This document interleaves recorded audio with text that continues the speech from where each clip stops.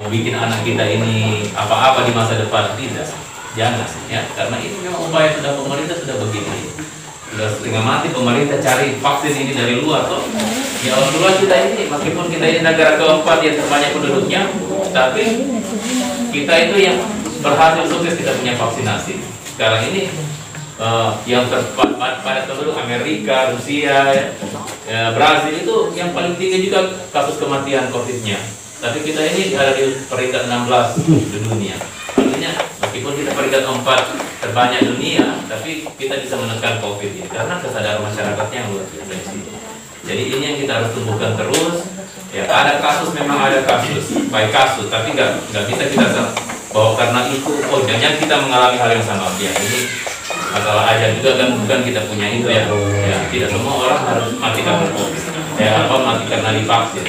Jadi itulah yang kita bisa sampaikan. Semoga dengan sosialisasi ini dan pihak-pihak yang berkompetensi, ya Bapak Ibu sekalian bisa sadar, dan kesadaran sendiri ini perlu kesadaran sendiri, nggak bisa dipaksa.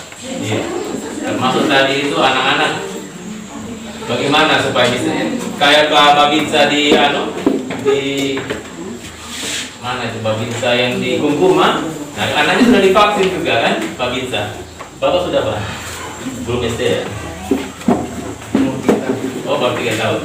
Ya itu Pak Babinsa nya janjikan nanti kalau sudah divaksin saya belikan itu ya, supaya dia ada daya tarik. Oh itu saja. Dia harus semangat, karena kalau dipaksa dia nanti tiba-tiba ada apa-apa, dia stres, depresi dia karena mau divaksin malah justru jadi apa-apa. Makanya dia harus dalam keadaan tenang, senang, toh. Nah, dijanjikan tidak ke mall ya habis divaksin nanti. Nah, atau apa yang dia suka, ya saya belikan onde-onde kok mulai nanti. Iya, hal-hal yang dalam rangka mendengarkan penyuluhan tentang vaksinasi dari dokter puskesmas.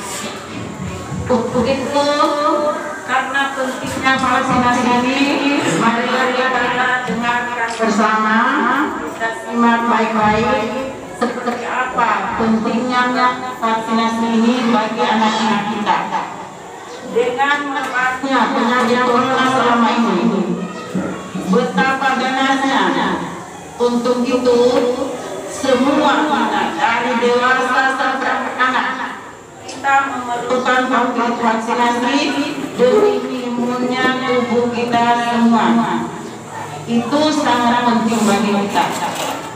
Tetapi sebagai kepala sekolah jangan sampai ibu-ibu ada salah paham bahwa di sini kepala sekolah memberikan intervensi atau paksaan.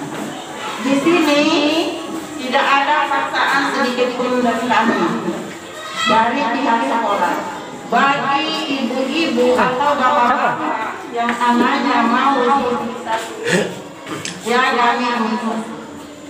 Tapi bagi yang anak-anaknya yang tidak diimunisasi, itu tidak apa-apa. Kami juga tidak ada memaksa.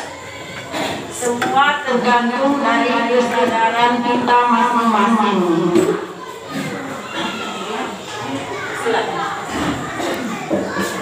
Mau kita sambut karena memang semua tidak ingin divaksin, termasuk saya.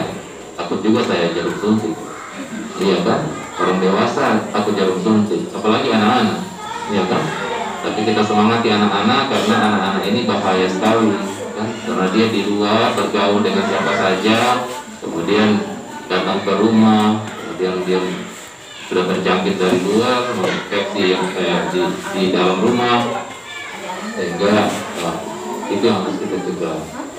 Jadi kita memang tidak dipaksa, tapi dengan kesadaran sendiri. Jangan menganggap pemerintah sedang ingin membunuh rakyatnya, ya. Jangan, tidak mungkin. Nah ini anak-anak ini adalah generasi penerus bangsa. Kita ini akan semuanya berakhir dan nanti akan dilanjutkan oleh anak-anak kita. Bagaimana anak-anak kita kalau nanti ada program pemerintah nanti yang tidak divaksin, tidak bisa sekolah atau belajarnya dari rumah? Sedangkan belajar tetap muka begini saja belum tentu masuk matematika. Ya, anak saya tidak kelas 1 SD belum bisa membaca sekarang. Ya. Kami dari pemerintah desa juga telah melaksanakan pendataan baik yang sudah divaksin maupun masyarakat yang belum divaksin. Untuk anak-anak usia 6 hingga 11 tahun, datanya sama kami ada data sementara 166 orang. Karena kenapa saya katakan data sementara, karena sebagian RT belum menyampaikan hasil pemeriksaaannya kepada kami. Bapak Ibu yang saya hormati, bagaimana yang telah disampaikan oleh Dr. Kapolsek, marilah kita dukung kegiatan vaksinasi ini dengan kesadaran kita masing-masing. Selanjutnya kita akan mendengarkan materi pembahasan tentang sosialisasi vaksinasi COVID-19. Dalam hal ini akan disampaikan oleh Ibu Dr. Delaya Apriani. Kepada Ibu dengan kami silakan.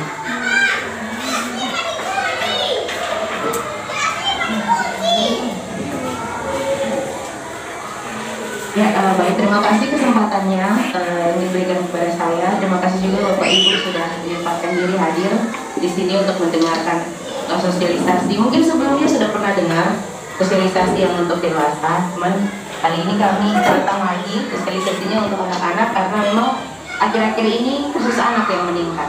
Jadi kita boleh kasih perhatian lagi untuk ke anak-anak, karena dewasa sudah banyak yang vaksin, sudah mulai datar kurvanya, sekarang anak-anak lagi yang mulai kelihatan. Nah ini hari ini kita akan sedikit sharing, berbagi informasi lah tentang vaksinasi COVID untuk anak-anak sekarang 6 sampai 11 tahun. Makanya kita masuk di SD. Kita langsung saja ya. Nah ini pertama-tama saya mau paparkan dulu jumlah. Lihat dulu. Nah pertama-tama saya paparkan jumlahnya dulu. Jumlah kasus yang ada di Indonesia. Kita lihat ini berdasarkan jenis kelamin dan kelompok umur. Ini laki-laki, ini perempuan. Kita lihat. Kemarin kan kita fokusnya di sini nih, di atas ini.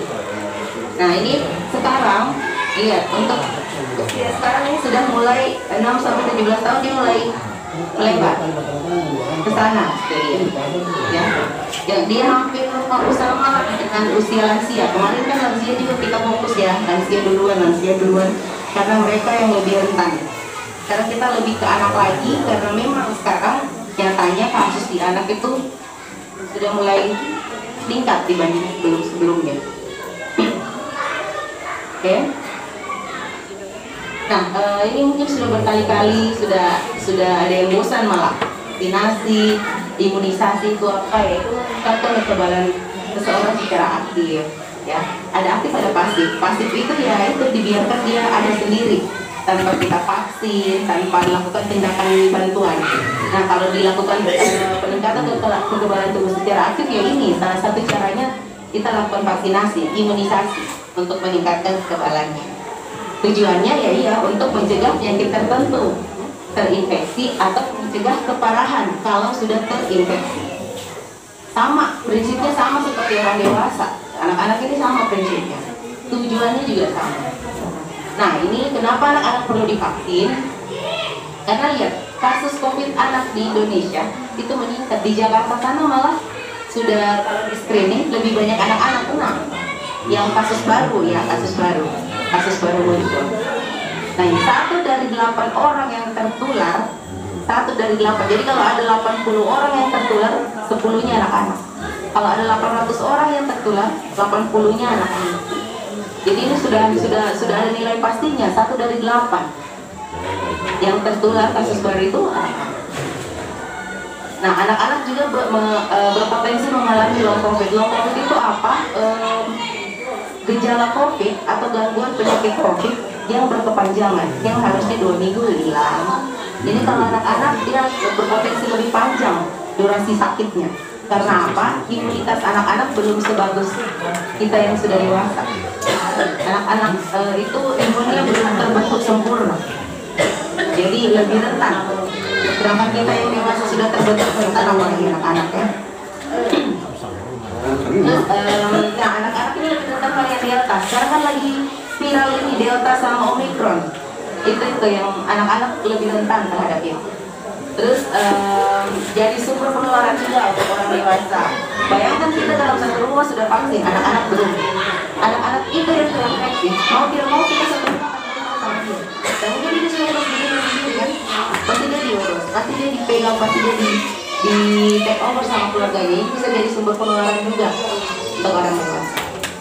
Terus mencegah munculnya mutasi virus. Iya, makin banyak orang yang terinfeksi, kemungkinan mutasi virus, perubahan virus DNA yang berubah itu makin besar. Nah, terus persiapan untuk pelajaran tatap muka. Tatap muka sekarang kan sudah kembali kayaknya. Di sini sudah kembali seperti sebelumnya. Ya ini karena di Palu di sekolah anak saya sudah sampai jam 3 lagi sekolahnya. Sudah tidak lagi setengah hari. Sudah setiap hari dari pagi sampai jam 3 sore. Sudah ada pemberitahuan. Jadi untuk persiapan ini juga. Tujuannya itu apa? Untuk vaksinasi sama orang dewasa, ya, untuk mencegah kesakitan, mencegah keparahan dan mencegah kematian kalaupun sudah terinfeksi. Bukan berarti kita vaksin sudah berarti 100% tidak bisa kena COVID, tetap bisa, tapi efek yang dirasa. Saya sudah pernah 2 kali, sudah sering saya bilang ini. Saya sudah 2 kali, pertama yang COVID saya belum divaksin, kedua COVID saya sudah divaksin. Saya rasa bedanya itu, saya rasa sekali bagaimana rasanya COVID sebelum vaksin dan sudah vaksin. Itu saya rasa sekali, dan enak sekali habis divaksin. Saya bahkan tidak percaya saya positif, tapi PCR-nya keluar positif. Terus mencegah penularan keluarga, iya. Mendukung pembelajaran tatap muka ini juga. Ini saya pernah anak saya ke sekolah sudah diwanti-wanti selalu cuci tangan, jangan lepas masker.